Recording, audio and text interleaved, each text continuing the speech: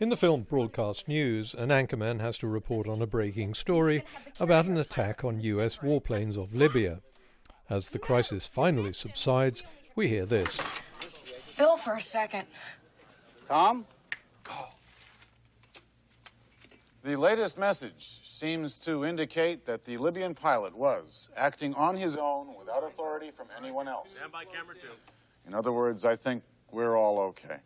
Okay, Tom, wrap it up. Who the hell cares what you think? And this, believe it or not, used to be the credo of all good reporting. Reporters report the facts. They never mix in their personal opinions. But in the days of cable TV and the internet, all that has changed. This is not about the cost of treatment. It's about politics, appealing to the conservative base. The Twitter directive won't change who people are or who they were born to be. And when it's not allowed, that's quite controversial.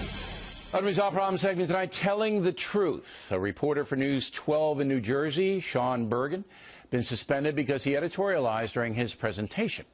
The story was about a Jersey City police officer killed by a young black male. Patterson to Trenton. It has made the police officer's job impossible, and it has got to stop. The underlying cause for all of this, of course, young black men growing up without fathers. Unfortunately, no one in the news media has the courage to touch that subject. O'Reilly's view is that editorializing, which means mixing opinion with reporting, is fine if it agrees with his own opinion, because in his view that's what he calls the truth. I'll come back to the case of Sean Bergen later in the video, because it says a lot about journalism in the 21st century. YouTube, of course, is just a sea of opinions, but on this channel I've always believed that people are perfectly capable of forming their own opinions. Who cares what I think? If I ever do venture an opinion, I try to keep that in a separate video or a separate segment. That's why on my last video about gender, I stuck to the facts. But that seems to have upset quite a few people. Notice Pothollow didn't say whether he agrees or not that children's gender dysphoria should be affirmed with surgery and hormones, or not, or whether people who claim they're the other sex should be allowed to be the other sex in bathrooms and dressing rooms and prisons and sports, etc. That's right, I hope people did notice that I didn't express my opinion one way or the other. That would be editorializing.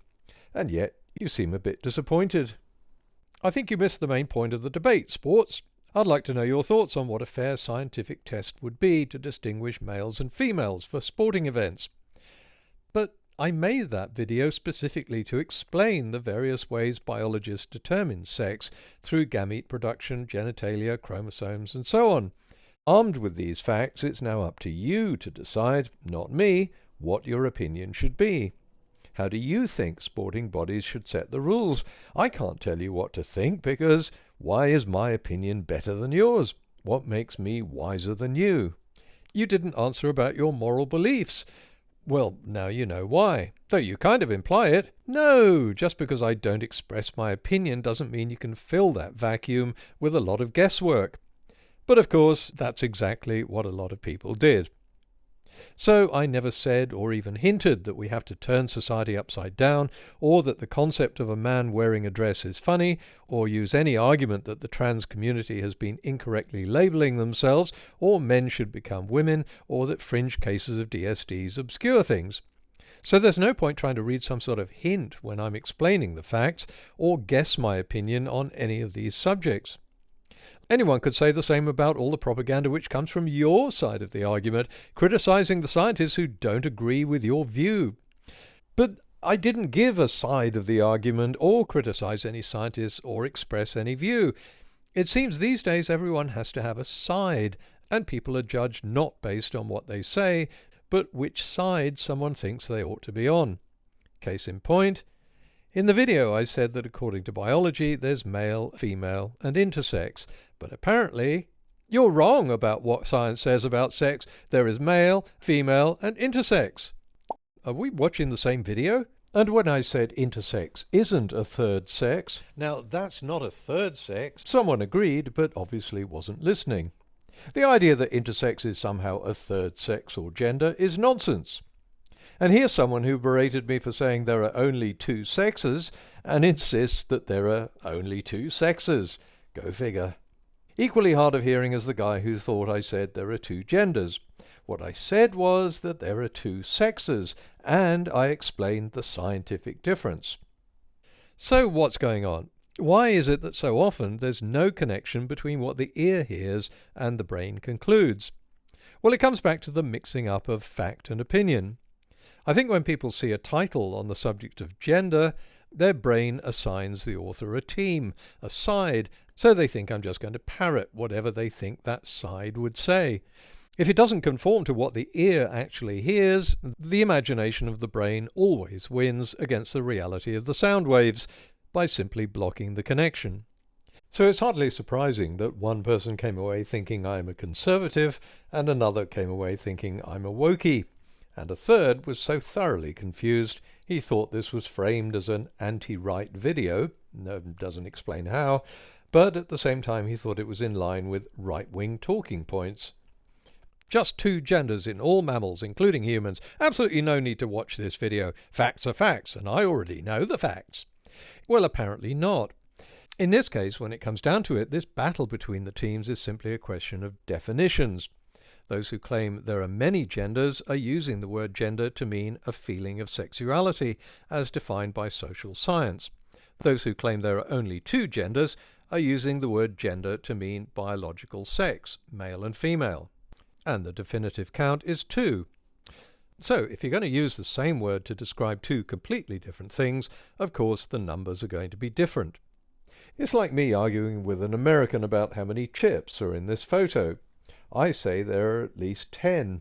An American would say there are only 2, because in the UK and Australia, these are chips.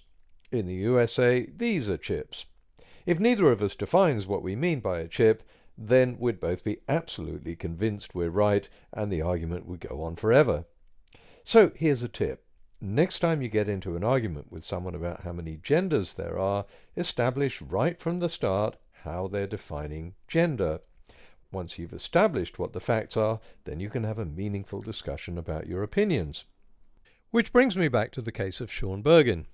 He was reporting on the killing of a Jersey City police officer by a young black man, and at the end of his report he said this: It has made the police officer's job impossible, and it has got to stop. That's a matter of opinion, and most people should be able to recognize it as a matter of opinion. Even though I'm sure we'd all agree that the killings have to stop, it's still editorializing, but it's what came next that got Bergen into trouble. The underlying cause for all of this, of course, young black men growing up without fathers.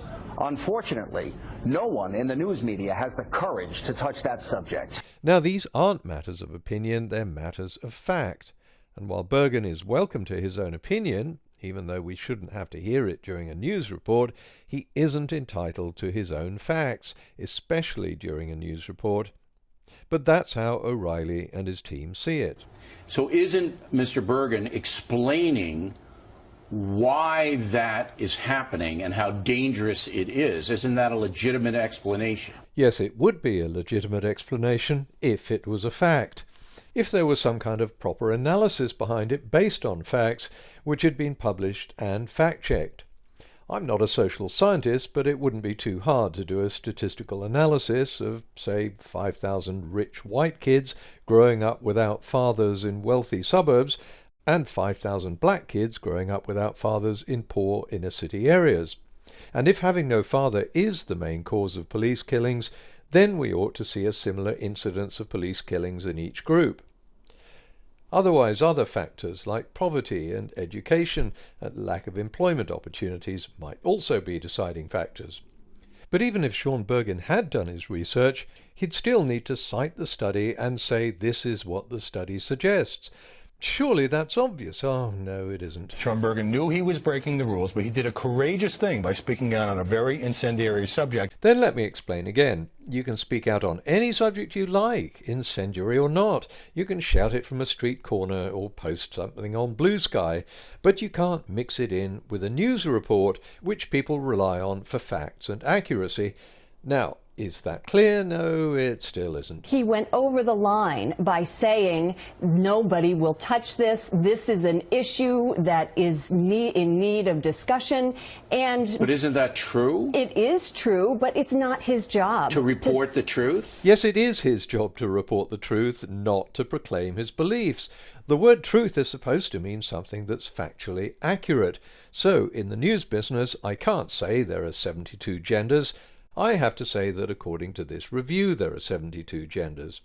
That is true because it is what the review says. I can't proclaim there are only 2 sexes. I have to report that according to this dictionary of biology there are only 2 sexes.